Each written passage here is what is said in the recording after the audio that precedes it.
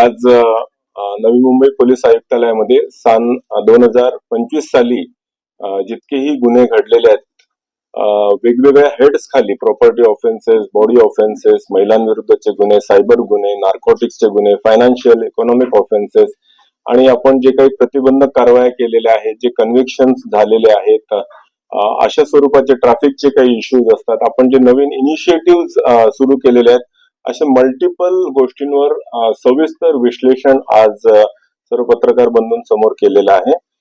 जितकाही data आपण share करू शकतो तो संपूर्ण डेटा सुद्धा आम्ही आपल्या समोर शेअर केलेला आहे.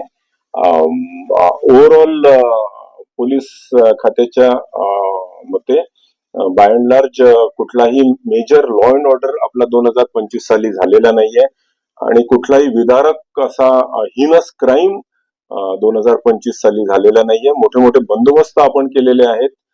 इलेक्शन्सची प्रक्रिया सुद्धा नुकतीच पार पडलेली आहे आणि जे लोकोपयोगी कार्यक्रम आहेत, उपक्रम आहेत आणि पोलिसांची एफिशियन्सी वाढवण्यासाठी जे इनिशिएटिव्ह इंटरनल इनिशिएटिव्ह लागत असतात ते सर्व इनिशिएटिव्ह घेऊन आपण बेस्ट पब्लिक सर्व्हिस किंवा लोकांना पोलीस सर्व्हिस देण्याचा आपण प्रयत्न आहोत.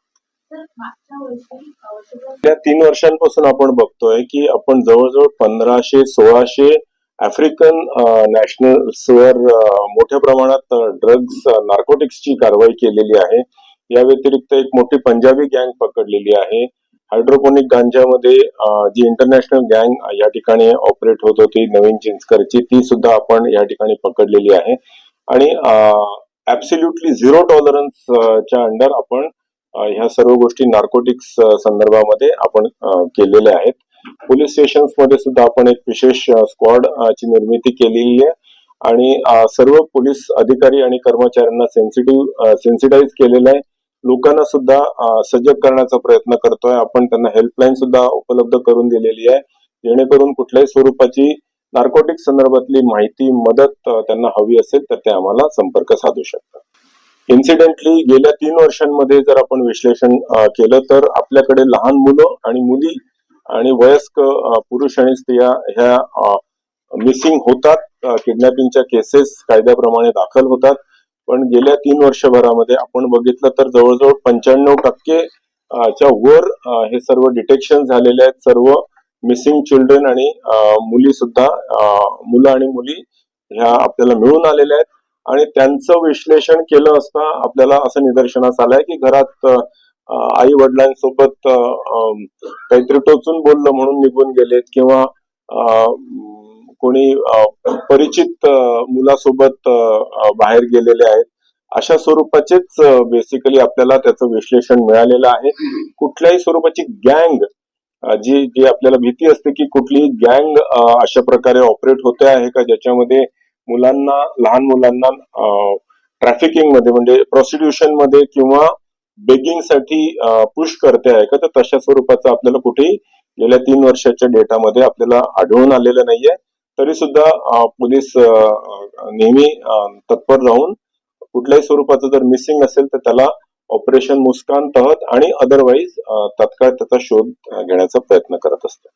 सो आपण आता जर बघितलं तर नवी मुंबई आयुक्तालयाचा जॉग्राफिकली विचार केला असता उल्वे, उरण, पनवेल तालुका, पनवेल शहर, खारघर हा संपूर्ण परिसरामध्ये खूप मोठ्या प्रमाणात वस्त्या येत आहेत.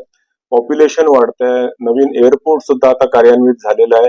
त्यानिमित्ताने तिथे मोठे हॉटेल्स आणि कार्गो सेंटर्स, लॉजिस्टिक सेंटर्स होऊ घातलेले आहेत. नैना चा प्रकल्प ऑलमोस्ट इम्प्लिमेंटेशनला सुरुवात झालेली आहे. येत्या 5 ते 10 वर्षामध्ये त्या ठिकाणी सुद्धा जनसंख्या मोठ्या प्रमाणात येणं अपेक्षित आहे. कॉर्पोरेट पार्क्स आहेत. अशा सर्व याच्या सोबतच जो जुना सुरुवातीचे जे सेक्टर्स आहेत, जे बिझनेस डिस्ट्रिक्ट्स आहेत, बेलापूरचे किंवा वाशी आणि हे सर्व गोष्टी आता जुन्या झालेल्या आहेत आणि रिडेव्हलपमेंटला येत आहेत. रिडेव्हलपमेंटला नवीन इमारती झाल्या तर तिथे मोठ्या इमारती होतील आणि त्या ठिकाणी सुद्धा पॉप्युलेशन डेन्सिटी वाढेल आहे आणि नॅचरली पॉप्युलेशन वाढल्यानंतर इंडस्ट्रियलायझेशन किंवा कॉर्पोरेटायझेशन आणि पॉप्युलेशनच्या ज्या समस्या असतात अर्बन सिटीज मध्ये तर त्या समस्या निश्चितच वाढतील, पण ते सर्व या समस्यांना तोंड देण्यासाठी नवी मुंबई पोलीस समर्थ आहे. मुळात ही इमारत जी आहे, आपण ज्या इमारतीमध्ये बसलेलो आहे, ही 1992 मध्ये ज्या वेळेला नवीन कमिशनरेट बनलं होतं, 1994 मध्ये ज्या वेळेला हे कमिशनरेट बनलेलं होतं, त्यावेळेला ही it was some old structure, आणि ते ओल्ड स्ट्रक्चर मध्येच तात्काळ नवीन कमिशनरेट निर्माण झालं होतं, म्हणून याच्यामध्ये शिफ्ट झाले होते.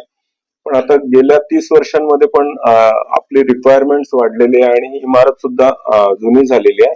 या सर्व गोष्टी बघता एक नवीन इमारत नवी मुंबई पोलीस आयुक्तालयाकरता मिळावी, असं शासनाकडे प्रस्ताव पाठवलेला आहे.